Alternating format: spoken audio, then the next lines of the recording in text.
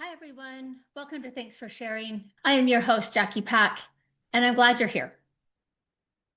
Today, I want to talk about something that I say all the time in sessions, in consultations with other therapists, in trainings, and in conversations with colleagues. It's become one of those phrases that I reach for almost instinctively. The way that for some people, they reach for a tool that they've used so many times that it almost feels like an extension of their arm. The phrase in its entirety is this: all behavior makes sense. And if it doesn't make sense, we keep asking questions and excavating until it does. I've been saying some version of that for decades now. And over the years, I've watched it spread the way ideas sometimes do when they find the right soil. Sometimes I'm sitting in staff meeting and one of my colleagues will say it. Or I'll be listening to a colleague who's come to me to talk through a difficult case, and I hear it come out of their mouth, almost offhandedly, like they've always known it, and it's become part of their approach to therapy. In today's episode, I want to talk about how that phrase came to be for me and how it has influenced so much of my approach in my work with clients. It didn't come from a textbook or a training, although I'm sure some of those things probably influence my thinking. But where I can pinpoint it came from real life experience. That's what today's episode is about. It's about how the idea formed, what it means, why I think it matters, not just as a clinical principle, but as a way of being in relationship with human beings. The ones we love, the ones we're raising, and the ones that we are. Because here's what I've come to believe after a long career doing this work. Judgment is almost always the place where curiosity stops. And when curiosity stops, we don't just lose understanding, we lose sight of the person. So let's go. I want to start by saying I did not learn this idea in grad school. Graduate school gave me a lot. It gave me language. It gave me theories. It gave me frameworks, diagnostic categories, theories, and intervention models. I tell newly graduated therapists or people who are looking to go into the field, grad school can only do so much. If you are open to it, it will build a foundation. But the rest of your career, the additional trainings that you take after graduation that are only open to you because of your degree should be things that build on that foundation for the rest of your career. But the idea that all behavior makes sense, that one came from somewhere else entirely. It came from clients. It came from sitting with clients, from parenting, from my own family of origin, and from moments that cracked something open in me and forced me to look at human beings differently than I had been trained to look at them. And honestly, it probably started being formed long before I ever was accepted to graduate school. It probably started being formed in childhood, in a home where I learned very early that behavior had layers, that what you saw on the surface was rarely the whole story, and that people were often carrying things you couldn't always see. As I've talked about before, I grew up in a home with chronic tension, where that chronic tension exploded into something bigger. My father struggled with multiple addictions. I've talked about that as well, that were hidden from us at the time, that we were too young or too naive to name or understand. My parents fought, often very loud, and often in ways that involved more than just yelling words at each other. As my siblings and I got older, my father could become physically aggressive with us too. So I grew up in an environment where I was, without knowing it, doing what children always do in chaotic homes. I learned to read the room. I was scanning for information. I was trying to predict what would happen next and calibrate my behavior accordingly. Often I spent a lot of time in my room so that I didn't have to go outside of my bedroom and read other people's emotions or put myself on the radar. Children in those environments don't think of themselves as doing anything particularly sophisticated. They're just surviving. They're just trying to get through the next hour, that day. But what they're actually doing, and what I was doing, is developing a very finely tuned sensitivity to behavior and context. A nervous system that was always asking, what does this mean? What comes next? Is it safe here? I didn't know at the time that I was being trained in the most important skill I would ever bring to my clinical work. And I really didn't understand that until I was in my mid-20s. Newly out of graduate school, I was in my car driving to a presentation that I was going to give. On that drive, something happened that shifted something fundamental in how I understood people. And I want to tell you about that moment because it's one of those memories that I've returned to so many times over the years. I know exactly where I was. I knew what season it was. I can picture the car that I was driving. So let me set the scene. I had started my first clinical job out of graduate school. I was working in county mental health with court-ordered substance addiction clients, teenagers, families in crises. And I was 25,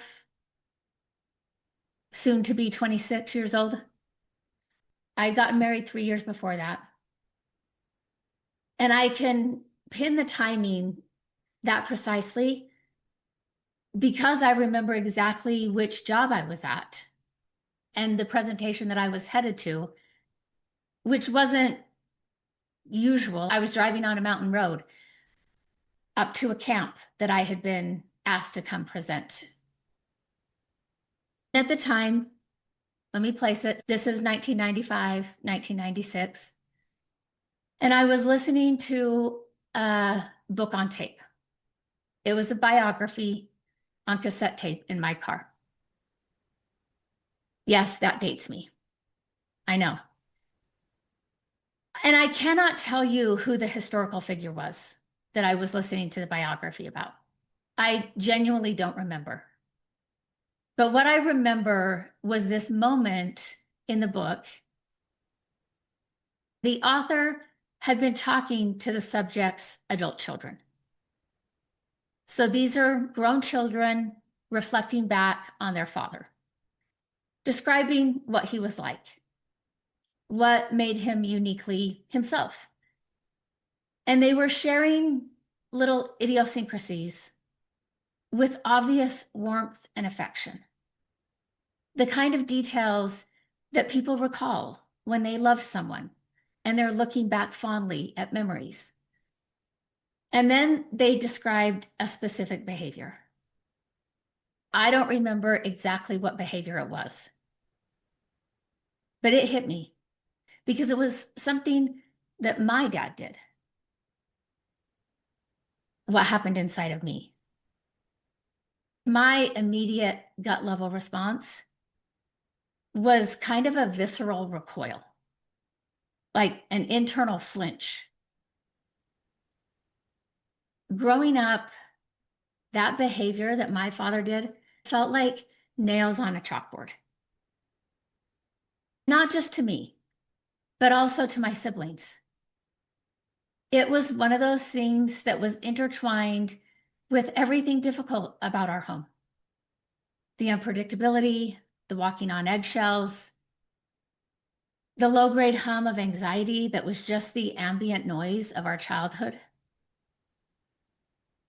But here were these grown children describing that exact same behavior as endearing, as something they were fond of, and something that made them feel that their father was theirs, that it was this unique behavior he had. I remember pressing stop on the player and just sitting in the quiet of the car for a minute while I drove, not playing anything else, just letting that land. Because suddenly I understood something that I had not understood before. The way that you need to understand things for them to actually change how you think and how you live. To put it into words, I would say some behavior is neutral. It's not good or bad. In fact, the behavior itself isn't even the story. The emotional environment surrounding the behavior is the story and can paint it in a positive light or a negative light. For the children of this historical figure, they had grown up in a home where that behavior meant safety, where it meant predictability. It was a sign that dad was home. In a good way. Their nervous systems had built an association between that specific behavior and the idea that this person loves me and I'm okay. My nervous system, on the other hand, had built the opposite association. Not because the behavior itself was inherently one thing or another, but because of everything that had come before and after it. Because of what it predicted, and because of what it was connected to in my experience. I realized kids don't experience behavior subjectively. For kids, behavior is not neutral. They experience them relationally, and they experience them in context. Their nervous system doesn't file behaviors under neutral. It files them under safe or not safe, under this person is here for me, or brace yourself, this person is here. A loud voice could spark joy or incoming danger. Silence can mean peace or punishment. And teasing can feel like connection or like being targeted. Sarcasm can land as playful, or it can slowly tear you down. The same words, even the same tone, and the same action, experienced completely differently depending on the emotional environment in which they occur. That was the realization I had sitting in my car driving on this mountain road. For me, and I think for a lot of people, those types of realizations don't just change how you understand other people. They also change how you understand your history. For me, it created a kind of compassion for my younger self, for the child who organized so much meaning around so many things, and who wasn't wrong to organize meaning that way, who was just trying to survive and make sense of the world as it was actually presenting itself. But often that young child grows up and we continue to project what we learned in our home onto the world and onto other people. And that may not be accurate outside of our home. I drove the rest of the way to the presentation different than I had been when I started the drive. I wasn't crying or overcome. I think the emotion inside myself was quieter than that. I would describe it more like something clicked into place. From that point forward, when behavior stopped making sense to me, my first move was no longer to reach for a conclusion. Instead, it was to reach for a question. What is the emotional environment surrounding this behavior? What did this behavior predict in the system where it was learned? What is the nervous system trying to do here? And what did it learn that made this response make sense? I also am aware that this idea can be misunderstood. When I say all behavior makes sense, I am not saying all behavior is okay. I'm not saying that as a way to excuse behavior. I think those are very different things. Understanding the behavior is not the same as excusing the behavior. Explanation is not the same as justification. And knowing the context or putting it in context is not the same as being given a pass for the behavior. But what I am saying is that without context, we consistently misread what we're looking at. We might see a symptom and we treat the symptom as the problem, when the symptom is actually just a signal. It's pointing at something underneath it that we haven't found yet. And just like my home had a lot of different layers, I think most people do as well. Think about how we often encounter this in the culture at large. Someone might be labeled as difficult, or dramatic, or lazy, manipulative, needy. And the label becomes the end of trying to understand that person. We decided what the behavior meant. This and this and this equals this. And we stopped asking what that behavior is doing, what function it's serving, what it's regulating, or what experience it's trying to manage. I work with a client, and when we started working together, one of the things she would often say is, I'm not being lazy. Or she would talk about herself as a young girl, and she'd say, I wasn't lazy. It stood out to me the first time she said it, but it was repeated enough that I brought it up in a session. And I said, tell me about this word. You have told me multiple times I wasn't being lazy, or I wasn't lazy as a child. And I don't even know that she knew she had been saying those things. But she told me a couple stories about it. And I got the feeling that maybe she was a little bit on the defensive, like I was thinking or had concluded, I think you are lazy. And I said to her, look, I don't necessarily believe in lazy. I don't think people are lazy. I think if people are given opportunity, if people are given the ability, people will engage in something meaningful. I think when we talk about people being lazy, and maybe, again, this is me as a therapist, I want to understand on different layers what was happening that made them, quote unquote, lazy. I watched a reel the other night on Instagram. I think he was a criminal defense attorney. The reel caught my eye because the title of it was Three Types of Jurors Defense Attorneys Love. The first one was an engineer, and he explained why they love engineers. And the second one, I'm trying to remember the second one and the third one. I don't recall. And then he said, if I were going to give a fourth, I'd say therapists.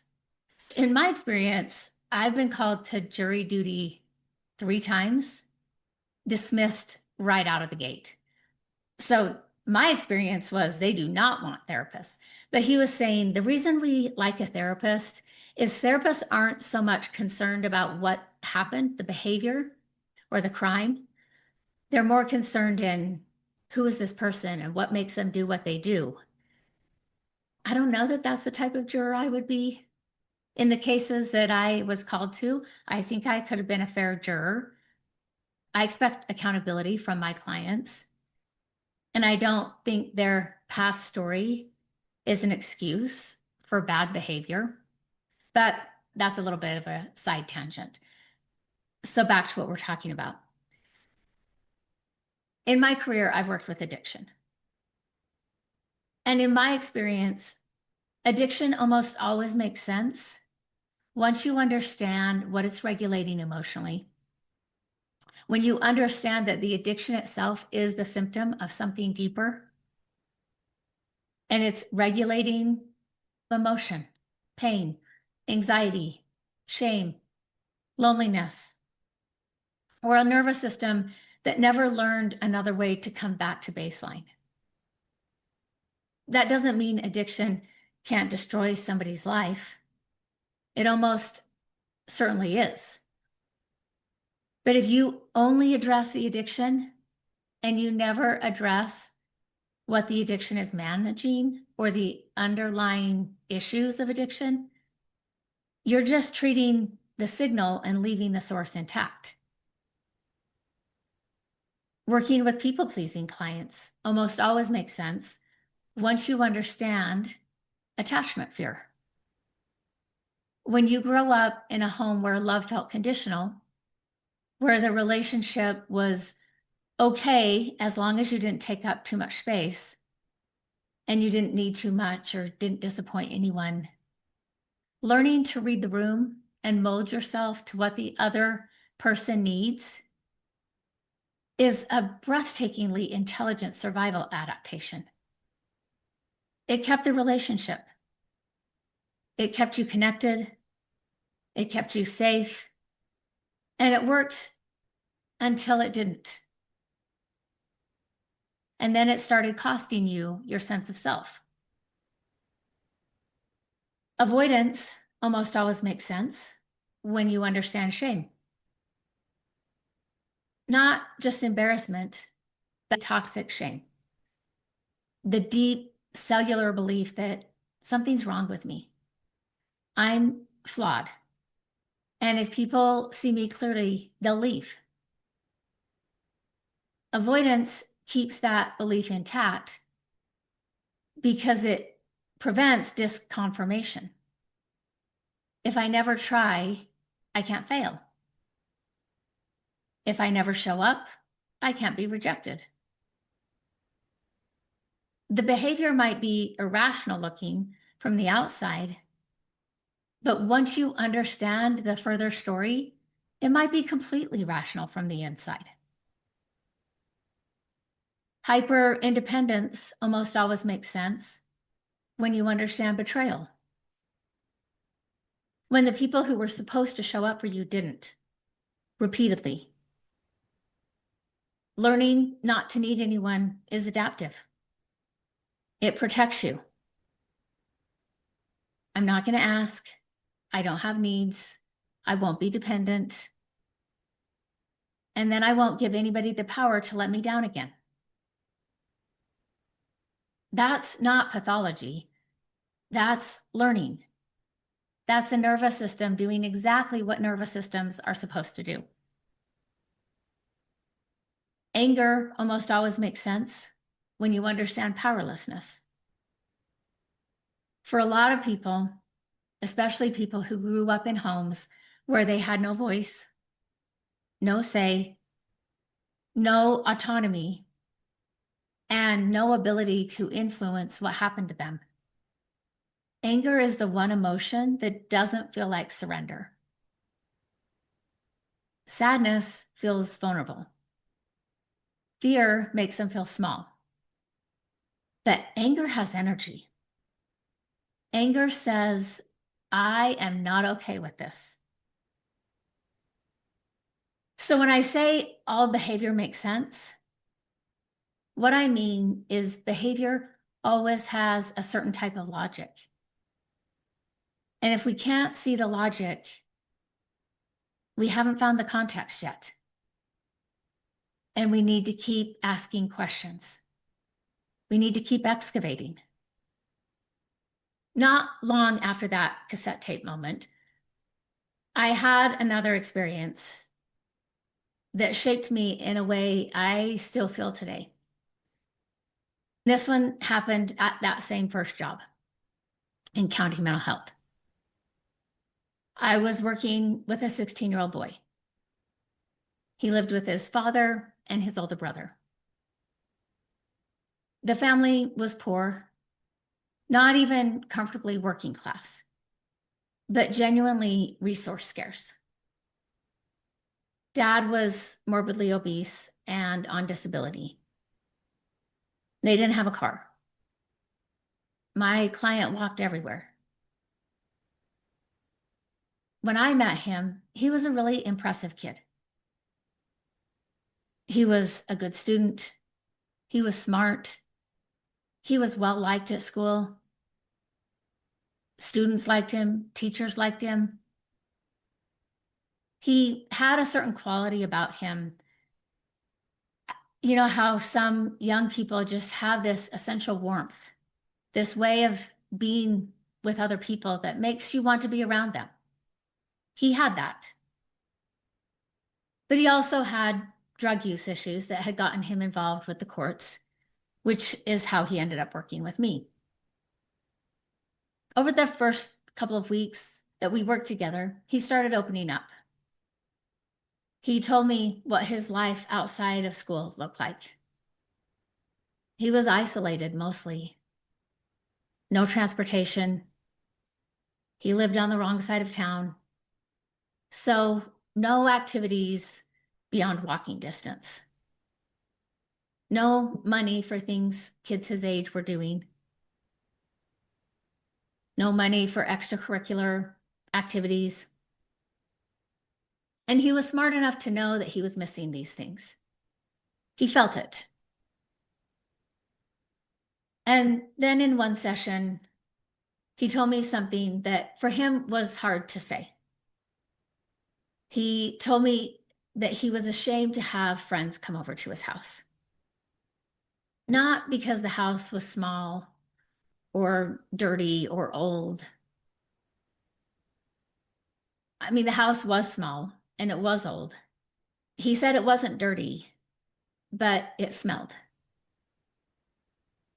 And it smelled because his dad smelled. When you're a new therapist, you're working under supervision, which I think is a good thing. So you meet weekly with your supervisor. I had a great supervisor. I learned a lot from him. When I met with him each week, I'd go through the cases that I was working with, give him a progress report on each one. If he had suggestions, he'd tell me. Sometimes he'd ask me, where do you think you need to go next? So I met with my supervisor and he said, I think you need to meet with the father. Partly to talk about what was happening with his son, and then partly because he wanted me to see whether the county could help connect the family with additional resources. I talked with my 16-year-old client first, ran the idea past him, and he was okay with me meeting with Dad. At this point, I was somewhat newly pregnant. I think I was just starting to show, so maybe it's somewhere between 4 and 5 months pregnant. And if you've been pregnant or if you have a partner who has been pregnant, you probably know that early pregnancy, or for me, the pregnancy the whole time, can do something extraordinary to your sense of smell. Your sense of smell can become almost superpowered, and usually not in a useful way, in a way that can make the world feel like a sensory assault. There was a McDonald's that I would drive past on my way home from work. And at the time, the McRib sandwich was out. The commercial itself made me nauseous. It didn't look like normal meat. But driving down the road in front of the McDonald's, I think I could smell it. I mean, I could smell something I thought was the McRib sandwich. To this day, it has been 23 years since I've had a child. I have never eaten a McRib sandwich. I don't really eat at McDonald's that often, period, but I've never even tried a McRib sandwich. So I remember knowing this about me and thinking before I had that meeting with Dad that if Dad really did smell strongly, I didn't want that to linger in my office the rest of the day. So I borrowed an empty office down the hall, which looking back probably says something about where I was in my own development as a clinician. And I was managing my own discomfort before I'd even met this man. But also, I feel like that legitimately would have been a bad day if this smell lingered. Before the meeting with the dad, my supervisor stopped by my office and said, "How are you feeling?" We talked about what to talk about, but I feel like with some sessions, it's hard to actually get a roadmap. So he said, "How are you feeling? You ready for this?"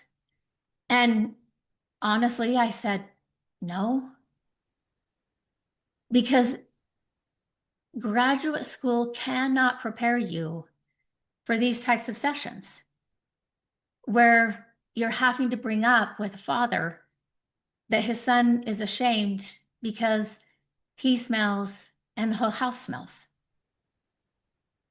There's not a lot of experience to prepare you for that kind of session or that kind of conversation where you have to say something true and necessary and really uncomfortable.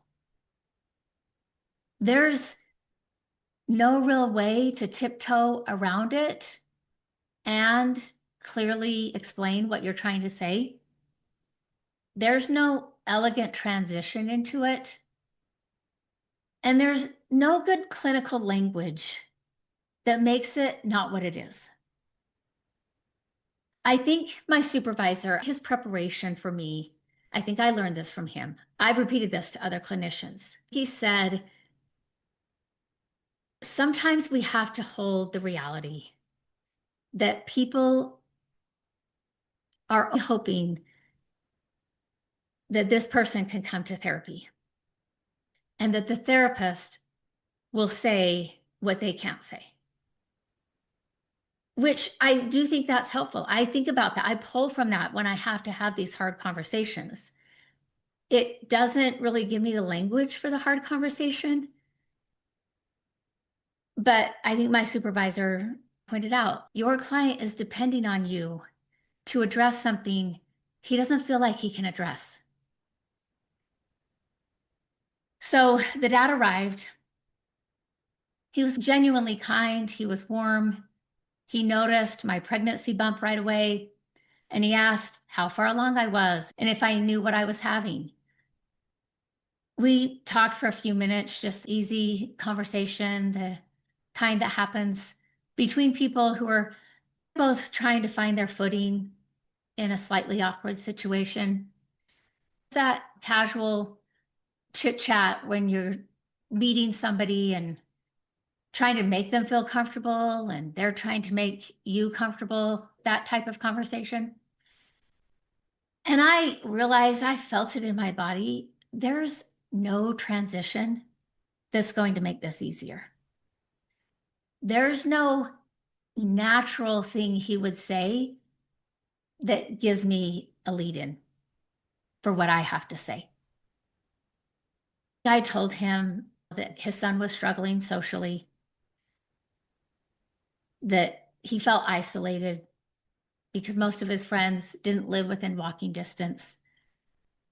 And Dad said, yeah, I tell him all the time to invite his friends over. I'd be happy to have his friends come over, which kind of gives me the opportunity to bring it up, but not really what I was having to bring up. So I said, yeah, he's told me that. And the reason he doesn't do that is because he's embarrassed about the smell at home. And I said, that's actually one of the things I wanted to talk with you about and why I invited you to come meet me today. And then I said, we wanted to help think through whether there were additional resources the county might be able to connect you with. He sat quietly for a moment, making eye contact with me. And I held his eye contact. And he said, can you smell me right now? Now, if you're me, just sit with that question for a second. Because I had to sit with it in real time in a borrowed office while this man waited for my answer. There was no version of that question that I had prepared for. There's no theory that prepares you for that question, not clinically and probably not even personally. And suddenly, this wasn't an abstract case scenario we're talking about in grad school. I never had any abstract case scenario that we role played like this. This was a father in front of me asking me whether I could smell him. And I decided in that moment that the only respectful thing I could do was to be honest. And so I said yes. I tried to lighten it a little bit by saying that my sense of smell was especially heightened because of the pregnancy. I think I just said that to soften it a little bit. And then he asked a follow-up question. He said, what does it smell like? Okay, again, no textbook for this. No preparation for something like this. I did not have anything that could prepare me for this. But I also could tell that he was sincerely asking that question. He was not just asking it rhetorically. He was asking it the way someone asks when they've been trying to understand something they can't quite reach. And again, I decided the most respectful thing was to be honest. So I answered.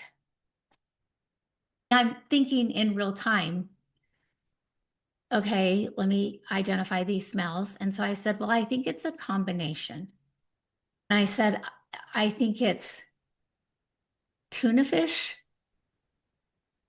and urine. He was quiet, again, keeping eye contact with me. And then he nodded. And he said, well, that makes sense. And then he told me, he said, I buy tuna regularly because it's fairly inexpensive. And it's one of the cheapest proteins available, especially when you're feeding teenagers on a fixed income. And when he drained the can, he'd pour the oil onto the cat food. He didn't waste a drop. He didn't pour it down the sink. And because of the size of his belly, his abdomen, the oil would often drip on the front of his shirt when he did that. And he said, I can't afford to wash my shirts in between wearing them. They used a laundromat, and laundromat trips cost money. And their money had to be very carefully managed. So I nodded, like, yeah, that makes sense. And then he said, I also struggle with incontinence issues. Just the size of his body made certain things physically difficult. And he couldn't always clean himself or change his pants as often as he needed to. Again, not because he didn't care, but because of the physical reality of his body and the financial reality of his life. He wanted me to understand he wasn't intentionally neglectful. He wasn't just careless. He was doing the best he could inside of constraints that most people never have to think about. And I remember sitting there across from him as he explained all of this. And I would link that feeling that I felt back to the way something had shifted in the car with the cassette tape, but deeper than that first realization. This wasn't some historical figure I was listening to a book about, and his children were remembering their dad. This was a person, this man sitting in front of me right then, watching the expression on my face, offering me context that had I judged him, I don't think I would have gotten. And that changed something in me. That, again, changed my understanding. What had initially organized itself in my mind as, even if I never would have said this out loud, maybe neglect or failure to care for his child or lack of personal awareness. In that short conversation became more about poverty, disability, resource scarcity, limited access, physical constraint, survival, and a father trying to hold his family together with very little. The smell was still there, but it now held different meaning. What shifted for me clinically in that moment, it wasn't just that I felt more compassion for this particular father, which I did. It was that I understood in a concrete and visceral way how quickly human minds can create conclusions in the absence of any context. How rapidly we fill in the blanks with whatever our existing framework provides. And I actually had the privilege of seeing behind the scenes. If we had never had that, if that father and I hadn't had that conversation, if my supervisor and I just proceeded based on the fragment of information we had, we might have missed things. We might have understood this family's situation in a way that was not just incomplete, but might have been harmful. And we would have been partially responding to a story that we made up. And I think the family would have felt it. I think my 16-year-old client would have felt it too. The way children always feel it when the adults around them are relating to a version of his family rather than to his actual family. Understanding the context didn't erase the problem. His son was still struggling socially. He was still ashamed and embarrassed. And that was still real. And I had told his son I would address it with his dad because he couldn't. But the response to that problem looks completely different when you understand the system producing it. Shame and resource scarcity require a completely different intervention than negligence. The conversation you have with a father who is doing his best inside severe constraints is a completely different conversation than the one you have with a father who doesn't care. And you can't have the right conversation if you're not willing to be honest. At the end of the session, the father wasn't upset. I don't think he left that session with shame. I told him at the end of our session that I really enjoyed working with his son, that his son was a good kid. He was smart. He was kind, and that the dad should be very proud of him. I also said, your son knows that you love him, and he loves you too. He's told me that. Here's what I think is one of the most important clinical insights that I've accumulated over a career in this work. Most behavior that looks dysfunctional from the outside is adaptive from the inside. Not all of it, and it's not forever adaptive, but most of the time in its original context, it is. The nervous system doesn't learn things for no reason. It learns what it learns because it needed to learn those things in the environment it was living in. And it's remarkably good at what it does. The problem is that what it learns in one environment gets carried into every subsequent environment, including environments where the original adaptation is no longer necessary or doesn't fit and may make things worse. Dissociation is a perfect example of this. Dissociation in the context of ongoing trauma is one of the most extraordinary feats the human nervous system performs. It says, this is too much. I can't literally flee, but I also cannot be fully present. So I will put part of myself somewhere else for safekeeping. It's not pathology, it's protection. And in its true form, it is astonishingly effective.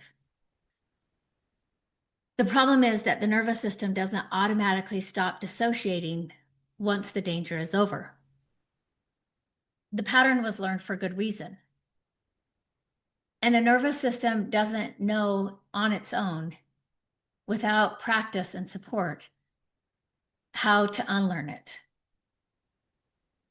So the person who needed to dissociate to survive childhood trauma finds themselves dissociating in safe relationships or in peaceful moments when nothing threatening is actually happening. The nervous system is still using a tool that it was taught to rely on. That doesn't make it wrong. It makes it a pattern that is adaptive, that was adaptive once, and has now become limiting. This is why I think the question we should ask about most behavior is not what is wrong with this person, but what happened to this person? And what did they learn? Those two questions lead to completely different places. What is wrong with you locates the problem inside the person. It pathologizes the person. It implies that something is broken or defective.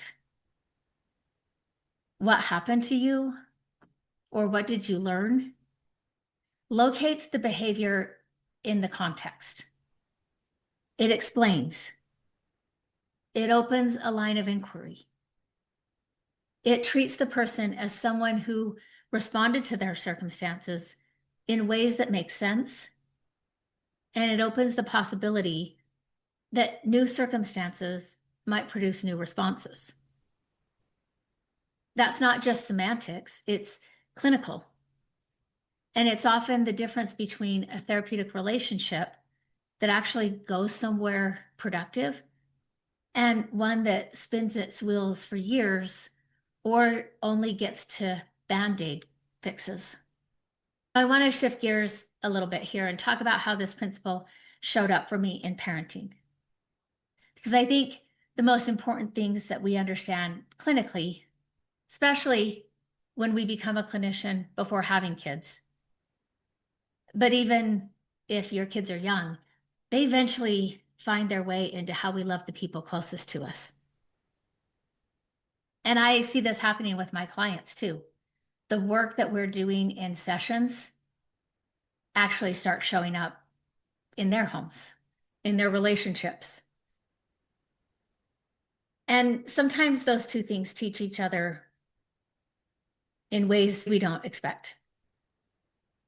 If you've been a listener, you know that my husband and I raised 4 daughters. You might also know, because I've mentioned this in a few podcasts, that I was scared to have kids. I was scared to get married and to have kids. And then I was especially scared to have daughters. So I had 4 of them. And when they got old enough to go out to parties, on dates, and just out with friends, my husband had a phrase that he used almost every time they left the house.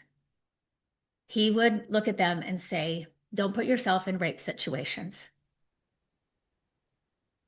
Now, let's just sit with that for a minute before I say anything else, before I give you any context.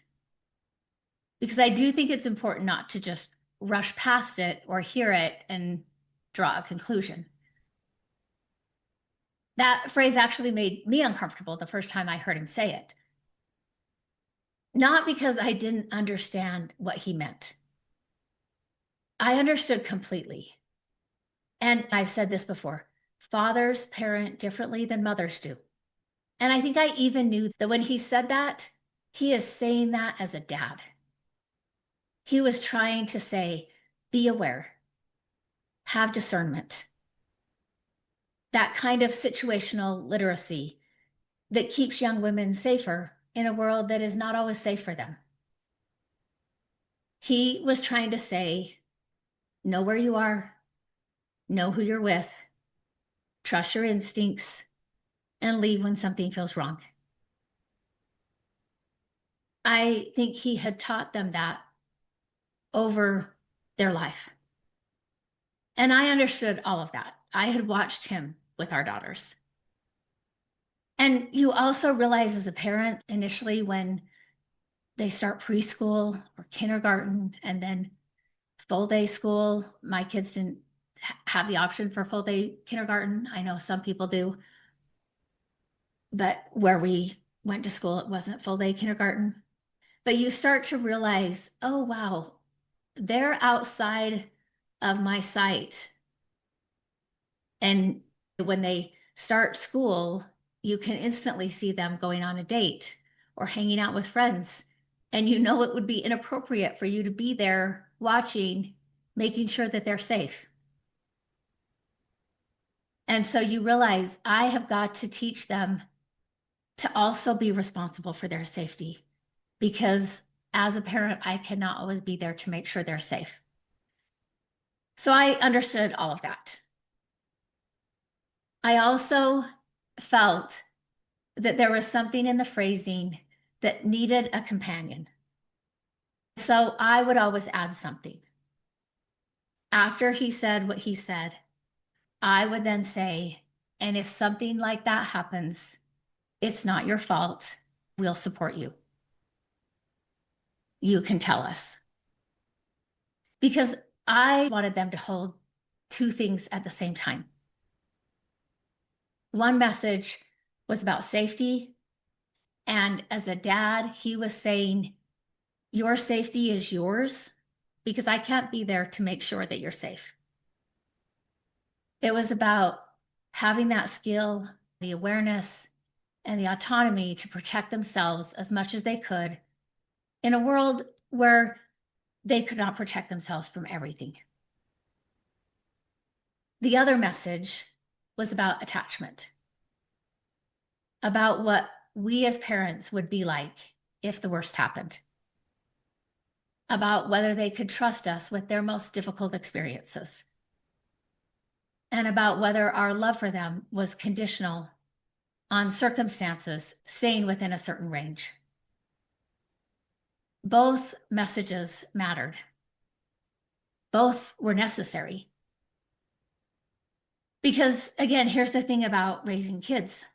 You can't teach them to be safe by making them afraid to need you. If a young woman believes that something shameful happening to her will change how her parents feel about her, if she believes she'll be blamed or doubted or asked questions like, well, what were you doing? Or if she just thinks that's going to be complicated, she won't come to her parents when she needs them most. She will carry it alone. And carrying it alone is where the real damage lives. I wanted our girls to know that nothing that happened to them could make them less lovable or less worthy of our presence and our protection. That nothing could happen that wouldn't make them ours. Safety is the behavioral layer. Attachment is the emotional layer. And you cannot have real safety without the layer of attachment underneath it. My husband's message came from love. My addition also came from love. They were different expressions of the same thing. We want you to come home whole. And we want you to know that if you don't, you can still come home. I want to close with a story that happened recently and struck me as one of those small moments that actually isn't small at all.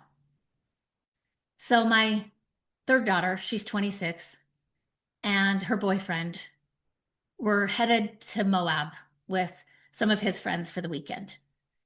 And they'd asked us a while ago, like a month ago, if we would watch his dog while they were gone.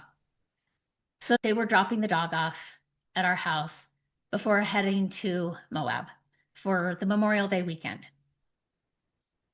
When they have a bag of his stuff and they're giving us instructions on when he eats, how much he eats, and here's his favorite toys, and here's where he sleeps, all of the instructions you get.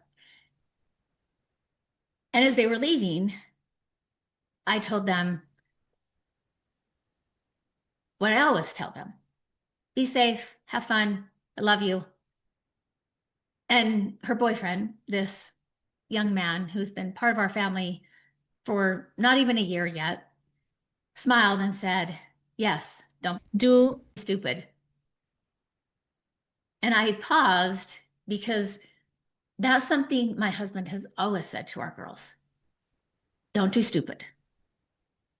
It's shorthand, the way so many family phrases are shorthand. It means pay attention, use good judgment, remember what we taught you, and come home safe. I don't know if he's heard my husband say that, or if our daughter has just told him that's what he says. But he had absorbed it. He'd heard it enough, or he knew it well enough that it had also become part of his vocabulary. It had just slipped into the natural idiom of how he talked about care and caution. Because that's what that phrase is in our family. That's what it means. It's not a criticism. It's not a warning shot.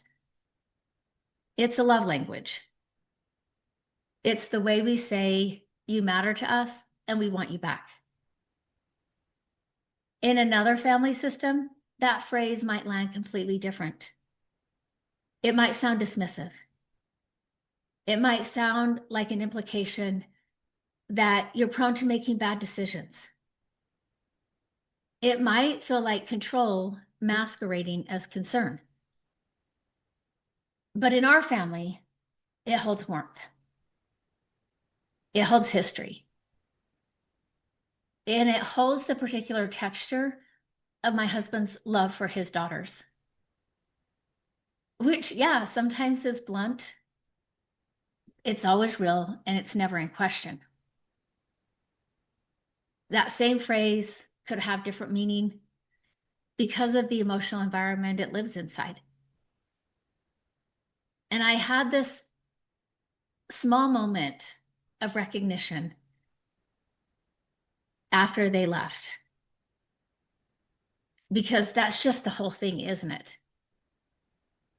Same behavior, different meaning, because meaning doesn't live in the behavior itself.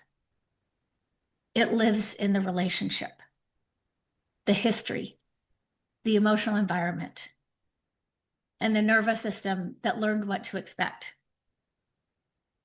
Now, let me talk for a minute practically about what excavation actually looks like, because I don't want this idea to stay too abstract.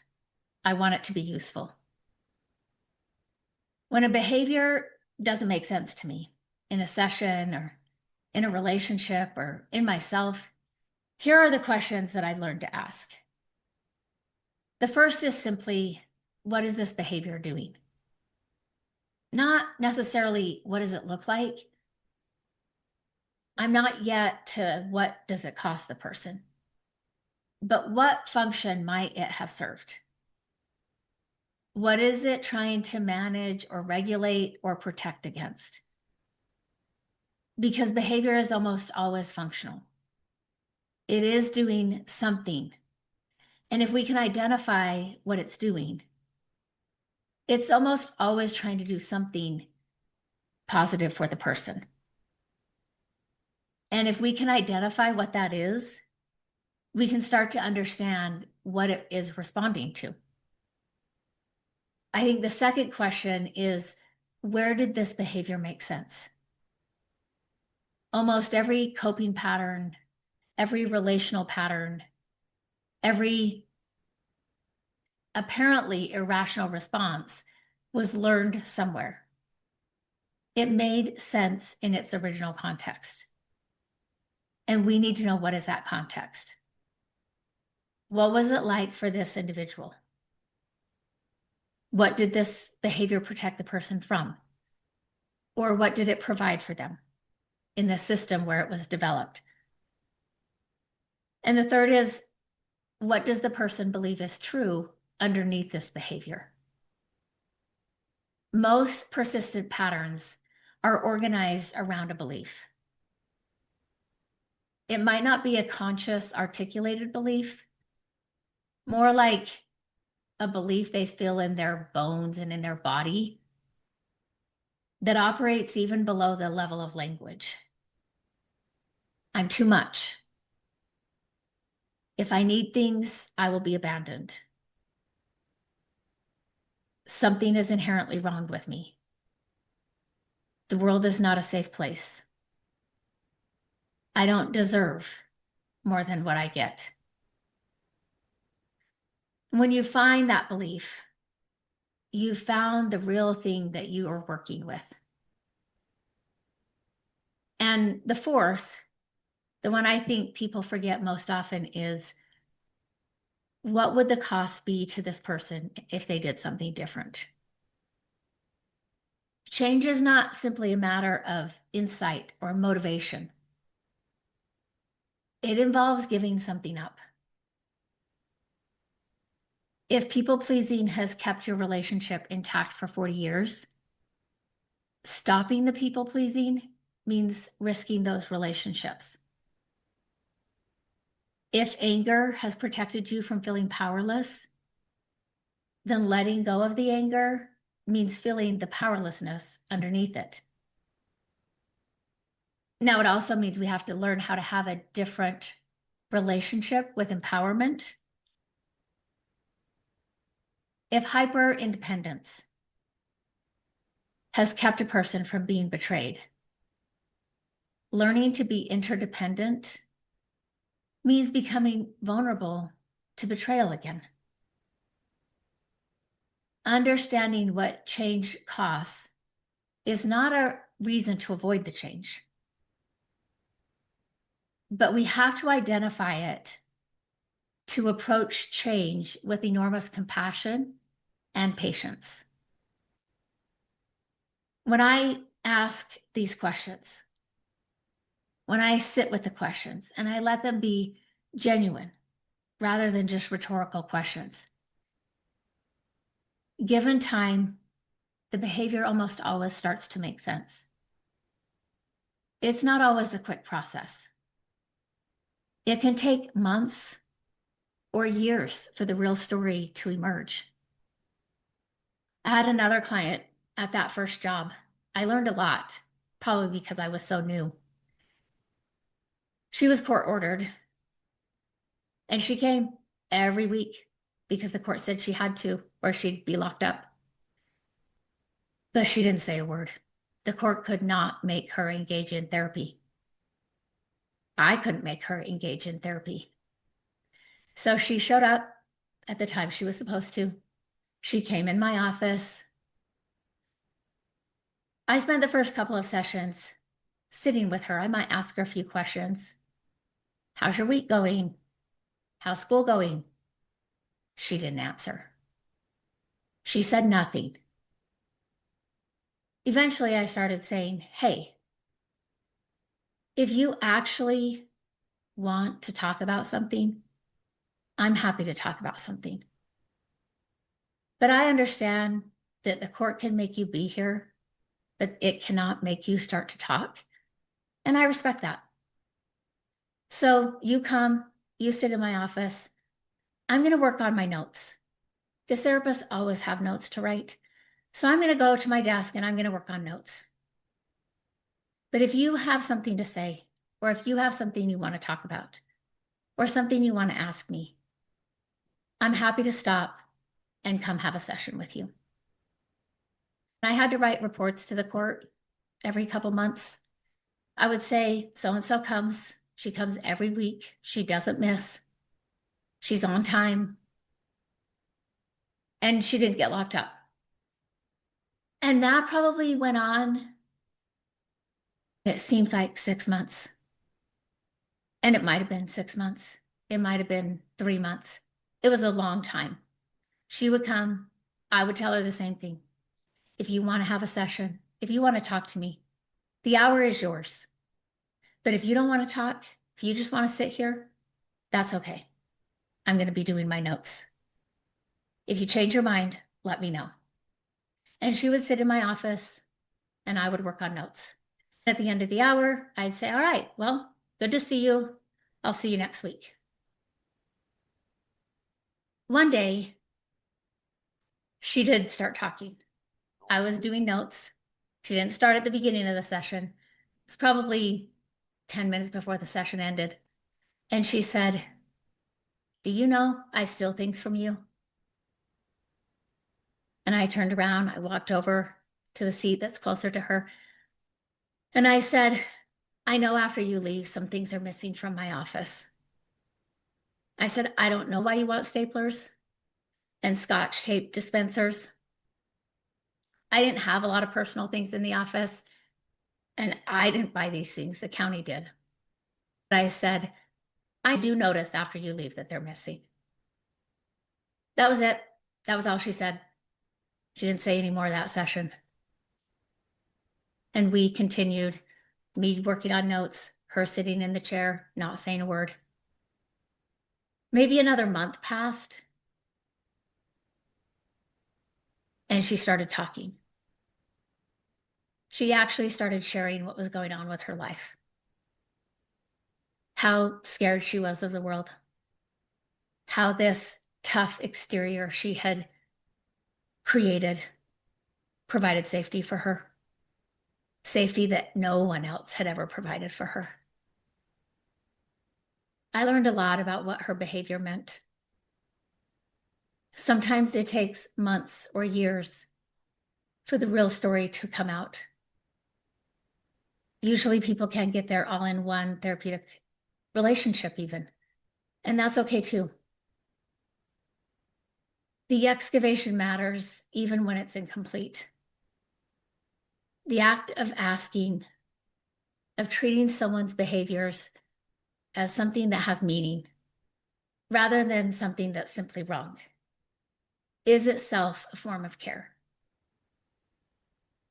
Because in my experience, what most people have never had enough of is someone who is genuinely curious about them in a safe way. Not someone who fixed them, not somebody who corrected them or managed them or only held them accountable or gave them consequences. Someone who sat across from them and said, genuinely, I believe there's a reason this makes sense. Tell me more. I want to understand. Judgment closes. Judgment says, oh, I see what this is, and I've decided what it means. Curiosity opens. Curiosity says, tell me what I don't yet understand about you. And it invites teamwork and people, human beings across the board. I think in every culture and context that I've ever encountered, respond to that opening in ways they don't respond to any other intervention that I know of. They lean in, they unfold, they find words for things that they have never had words for. And they start, sometimes for the first time, to understand themselves. That's the gift of excavation. Not just for the therapist who gets to understand, but for the person who finally gets to be understood. So let's go back to where we started. All behavior makes sense. And if it doesn't make sense, we keep asking questions and excavating. I said at the beginning, I didn't learn this in graduate school. I don't think I could have learned it in graduate school. I learned it through life. I learned it in a car on a cassette tape, realizing that the same behavior could carry completely different meaning depending on the emotional environment it lived inside. I learned it in a borrowed office across from a father who asked me what he smelled like and then shared with me what the smell meant. By the way, we did get him tokens for the laundromat and laundry soap, and we got the son a bus pass. Those were things the county could provide once we understood what the family needed. I learned it raising 4 daughters, trying to hold safety and attachment at the same time, trying to send them out into a complicated world with tools and the knowledge that they could always come home. I learned it just this past weekend, watching a young man absorb our family's language for love and carrying that into his own life. And I learn it still every week in my clinical work with clients. Every time I sit with a person and resist the first story that comes to mind and ask instead, what don't I know? What aren't they telling me? What is this behavior doing? And what will I find if I just keep asking? The answer almost always is I'm going to find a human being trying to survive, trying to belong, trying to love and be loved in ways their nervous system was taught to recognize as love, doing the best they can with the map that they were given, even when the map is wrong.